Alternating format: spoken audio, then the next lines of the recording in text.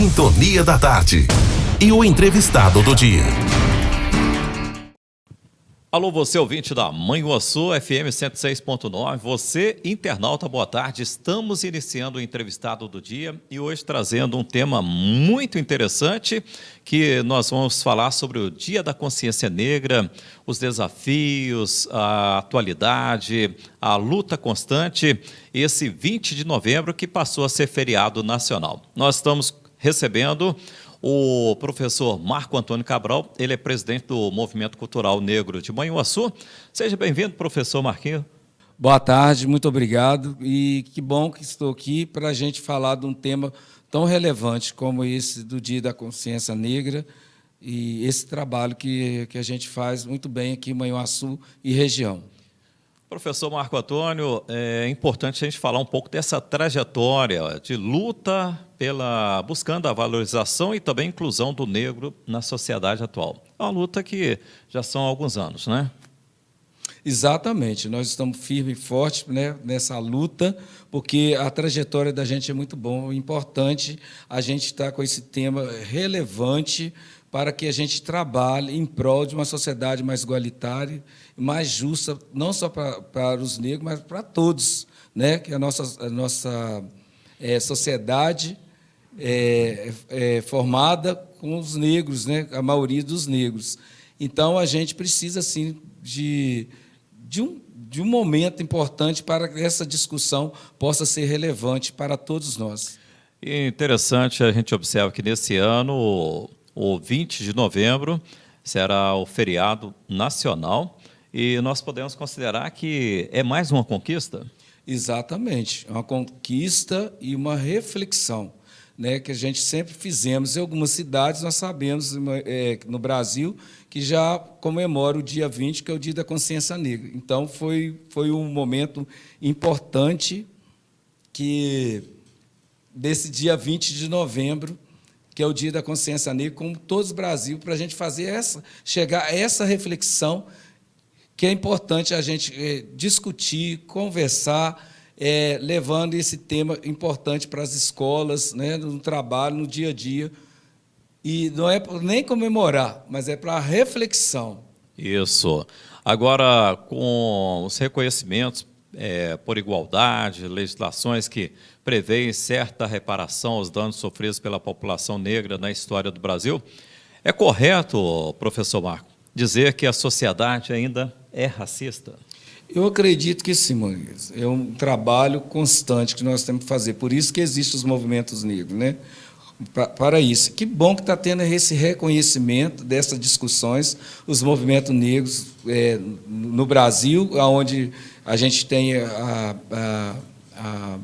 essa discussão aberta em algumas cidades, nós temos aí, além das associações e o movimento negro, e o Conselhos da Igualdade Racial nessa discussão, para abrir esse leque, para que a gente entenda que essas legislações elas são importantes, né? Igual a Lei 10.639, criada em 2003, que fala da obrigatoriedade do ensino de História, Arte e Literatura nos currículos escolares. Por quê?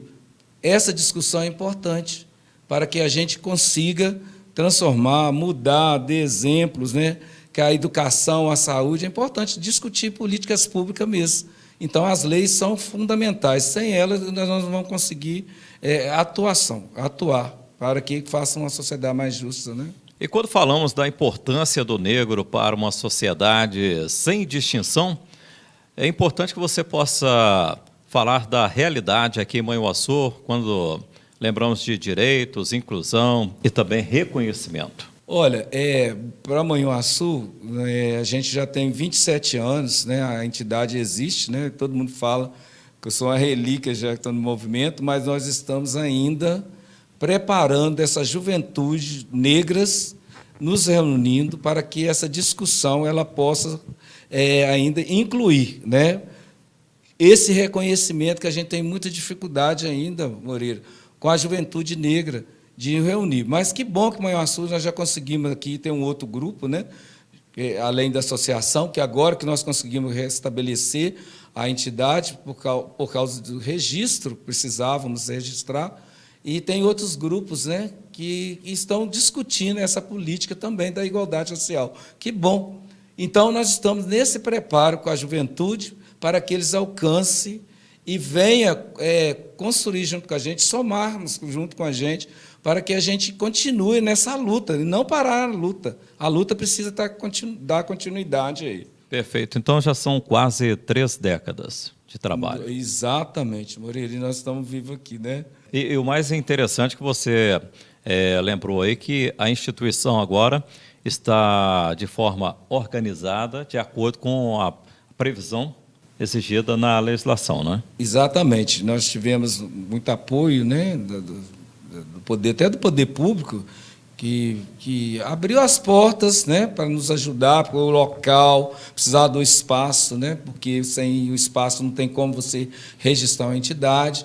E nós buscamos meios, né, para algumas atividades, né, que nós desenvolvemos para que registrasse e a gente dá continuidade a esse trabalho. Eu acho que tem uma história, e a história não pode morrer. Então, nós conseguimos legalizar, organizar, para agregar recursos também públicos, né? E já conseguimos 2 recursos já para a entidade, para dar continuidade. E o importante, igual você disse, que a entidade já tem um local em que vocês prestam serviços e também para a reunião, como referência, né? Lá a gente desenvolve, se foi essa pergunta que você me fez. E qual é o local? O local em cima da rodoviária, 2º andar, 2 salas, e onde a gente desenvolve, né? Nós fizemos um plano de trabalho, damos cursos, né? para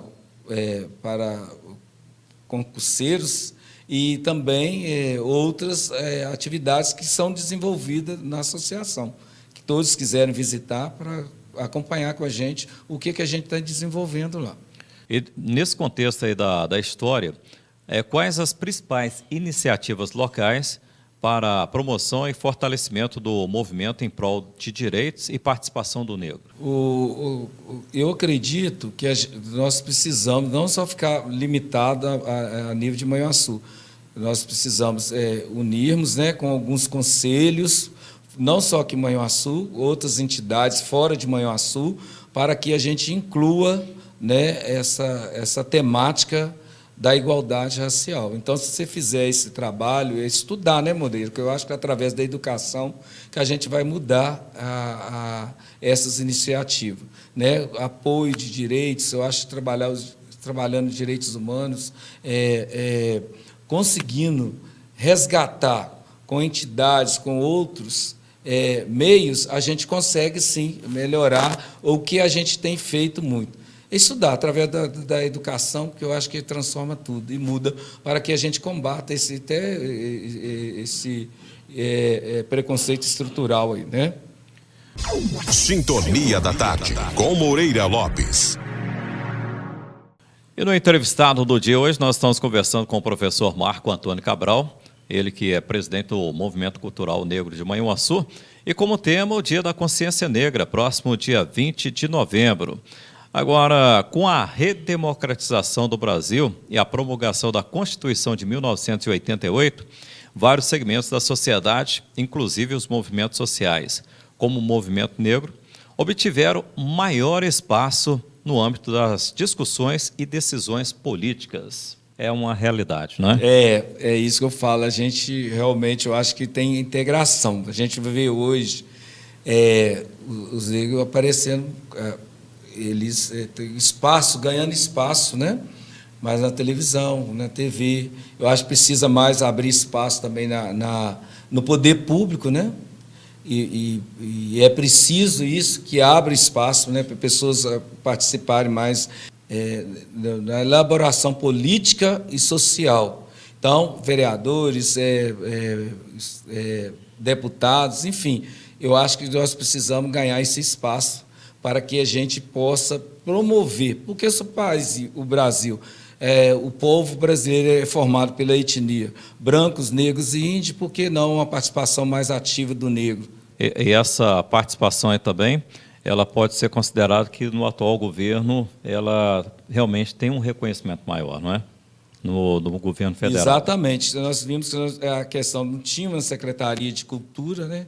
Ministério da Cultura, agora nós temos Ministério da Cultura, Ministério da Igualdade Racial, uma das reivindicações do governo, desse governo, de criar-se, né, esse Ministério da Igualdade Racial para que tivesse mais uma participação mais ativa do negro na inclusão social e política. Agora, nesse entendimento ainda, professor, a partir de uma participação maior do negro no cenário político, aí vieram os melhores resultados através de aprovações de medidas para promoção e essa busca também da reparação histórica, né? Então, isso, igual você lembrava, tem vindo de forma gradativa, não é? Quando a gente fala isso, a inclusão e a desvantagem que acontecia, né, Moreira?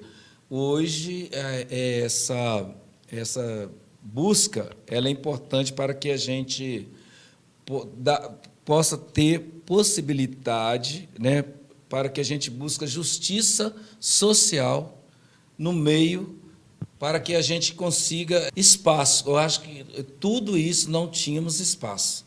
E o espaço vai sendo gradativo, através da luta, do reconhecimento. Mas eu falo ainda e volto ainda.